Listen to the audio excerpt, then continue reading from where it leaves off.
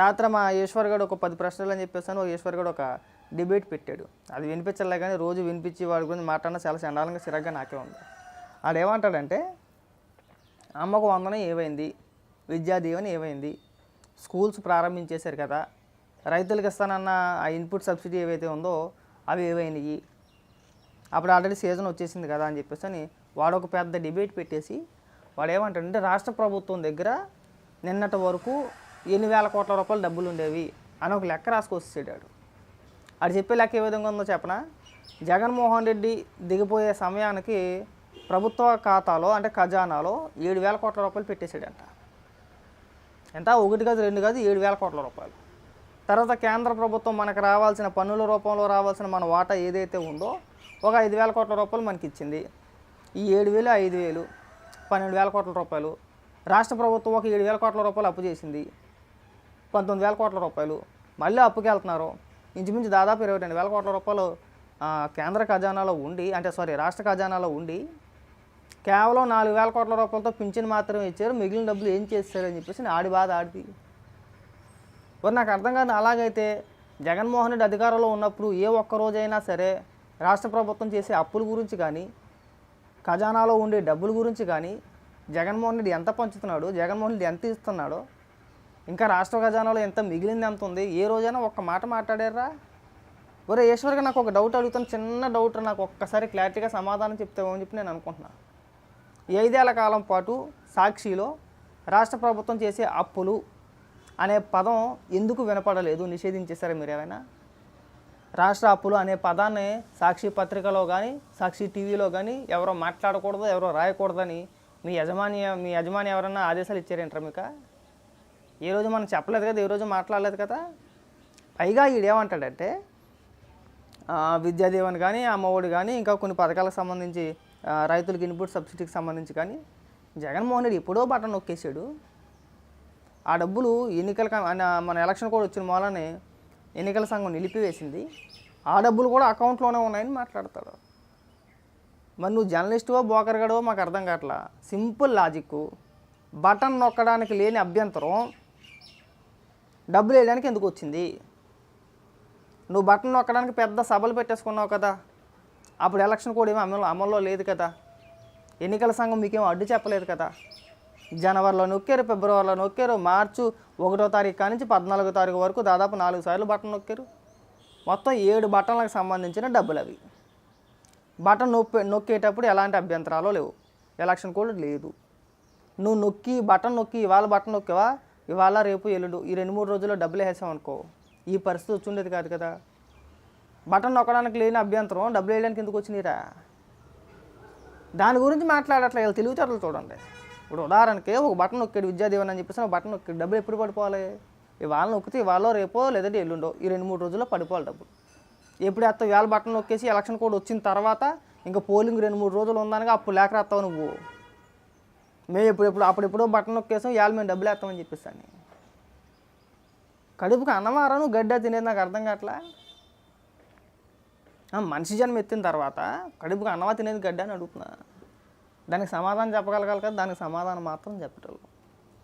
పైగా వీళ్ళకొక ప్రాస, మళ్ళీ వీళ్ళకొక 10 ప్రశ్నలు, పైగా ఒట్టేసి చెప్పండి, ఒట్టి వేయకుండా చెప్పండి. జగన్మోహన్ రెడ్డిని ఒట్టేసి చెప్పమను. జగన్మోహన్ రెడ్డి నువ్వు బటన్ 3 నెలల ముందు నొక్కావు కదా, ఒట్టేసి చెప్పు డబ్బులు ఎందుకు వెళ్ళలేదని చెప్పేసి జగన్మోహన్ రెడ్డిని అడుగు ఒకసారి. అంటే జనాలకి లాజిక్లు తెలియదు అనుకుంటున్నారా? జనాలకు ఆ మాత్రం అవగాహన లేదనుకుంటున్నారా? అంటే జనాలు మరీ బొత్తిగా గొర్రెల లెక్కేస్తున్నారు మీరంతా కూడా. మీ కార్యకర్తల మాదిరిగానే అందరూ గొర్రెలు ఉంటారులే. మన కార్యకర్తలకు మనం ఏం చెప్పినా కానీ మన కార్యకర్తలు మన మాట నమ్ముతారు. అందరు రాష్ట్ర ప్రజలు కూడా అదే మాదిరిగా గొర్రెలు అనుకుంటారు మాట వీళ్ళంతా కూడా. అంత లాజిక్లు తెలియకుండా, ఆ మాత్రం తెలివితేటలు లేకుండా ఎవడో లేడు రాష్ట్రంలోని. అందరికీ తెలుసు. చిన్నపిల్లోడు నడినా చెప్తాడు. 3 నెలల ముందు డబ్బులు నొక్కేడు పెట్టి అలా ఎన్నికల ముందు పోలింగ్ 4 రోజుల ముందు లేఖలు రాయడం ఏంటి బొగ్గళ్ళు? అప్పుడు లేని అభ్యంతరం డబ్బులు వేయడానికి, అంటే బటన్ నొక్కడానికి లేని అభ్యంతరం డబ్బులు వేయడానికి ఎందుకు వచ్చింది? ఆ 2-3 రోజులు వేసేస్తుంటే అయిపోయేదేమో, ఇప్పటి వరకు వచ్చేది కాదేమో. చంద్రబాబు నాయుడు గారు ప్రమాణ స్వీకారం చేసి ఎన్ని రోజులు అయిందయ్యా? ఇంకా 1 నెల రోజులు కూడా కాలా. అప్పుడే ఏడుపుల మీద ఏడుపులు, లైవ్ల మీద లైవ్లు, డిబేట్ల మీద డిబేట్లు, ప్రతి పోకోడిగానే తీసుకురావడం, ఆడికి ఒక అరకోటేయడు, ఆడికి ఒక కళ్ళజోడు పెట్టడం, ఒక స్టూడియోలో కూర్చోబెట్టడం, ఆడి విశ్లేషణ వాడిది, వాడు దేని గురించి మాట్లాడతాడో పూర్తిగా వాడికే అవగాహన ఉండదు. మీరు ఇచ్చే స్క్రిప్ట్ తప్పితే వాడికి ఏది రాదు. సాక్షి స్టూడియోలోకి వెళ్ళగానే ముందు చేతిలో పేపర్లు ఎట్టేస్తారు, ఇదిగోనంటే స్క్రిప్ట్ ఇది చదివేయండి, ఇది చదివేయండి అని చెప్పేసి అని యాజ్ ఇట్ ఈజ్ ఇలా అదే చదివేస్తారు. మా కేఎస్ ప్రసాద్ అయినా లేదంటే ఆ నాగార్జునమ్మ యాదవ్ గాడైనా ఇంకొకటైనా చేసే పనే అది.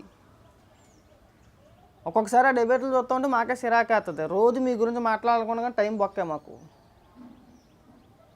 కొద్దిగా మరీ అంత ఒక్క విషయం నువ్వు డిబేట్ చేసేటప్పుడు ఒక విషయం బాగా గుర్తుపెట్టుకో, జనాలు అంత పిచ్చోళ్ళు కాదు, జనాలు అంత ఎర్రోళ్ళు కాదు, అన్నీ తెలుసు, అందరికీ తెలుసు. రాష్ట్ర అప్పుల గురించి మీరు ప్రస్తావిస్తే ఎలా నవ్వాలో దేంతో నవ్వాలో మాకు అర్థం కావట్లా.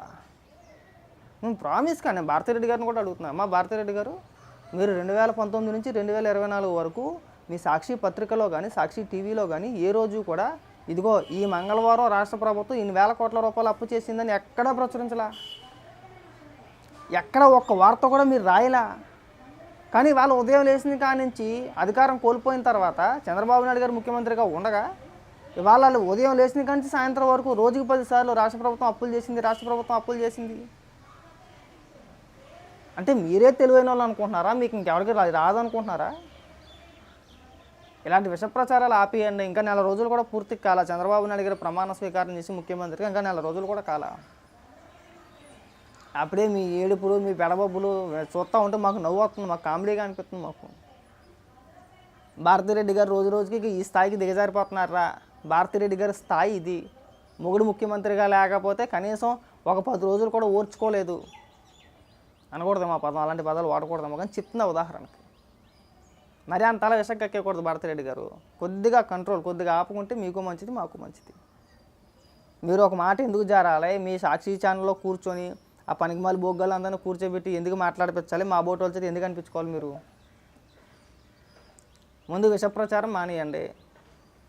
అనవసరంగా విష ప్రచారం చేస్తే మా బోటోళ్ళు ఇలా మాట్లాడాల్సి వచ్చుద్ది. ఖచ్చితంగా జనాల్లో కూడా అదే మాట వస్తుంది. మొగుడు చూడండిరా, మొగుడు అధికారంలో లేకపోతే 10 రోజులు కూడా తట్టుకోలేకపోతుంది ఆవిడ. 100% అది. ఇది నేనన్నా మాటలు కాదు. నేను బయటికి వెళ్ళినప్పుడు ఒక టీ సెంటర్ దగ్గర ఆగి టీ తాగే సందర్భంలో ఒక 2-3 పెద్దలు మాట్లాడుకునే మాటలు ఏంటంటే, సాక్షి పేపర్ని చేతితో పట్టుకొని సాక్షిలో వచ్చిన వార్తలను చదువుతూ ఈ భారతిరెడ్డికి అసలు సిగ్గుచారం అనేదే, మొగుడు ముఖ్యమంత్రిగా లేకపోతే 10 రోజులు కూడా ఓర్చుకోలేకపోతుంది, అప్పుడు విషయం అక్కడ మొదలు పెట్టింది అనేసారు. పుసుక్కున ఆ మాట అనేసారు. నాకే చాలా సిరాగ్గా, నాకే చాలా చండాలంగా అనిపించింది. మీ మంచి కోరే చెప్తున్నాం, మీ మేలు కోరే చెప్తున్నాం. మీరు అనవసరంగా ప్రతిదానికి విషం కక్కేయడం తగ్గించండి. ప్రజల్లో మీరు చులకనైపోతున్నారు, మీ పైన మీకున్న పేరు పోతుంది. అలాగే వాగుతారులే, అలాగే విష ప్రచారం చేస్తారులే అనే ఫీలింగ్ వెళ్ళిపోయింది జనాల్లోకి. ఇకనైనా అలాంటి కార్యక్రమాలు తగ్గిస్తే మంచిది.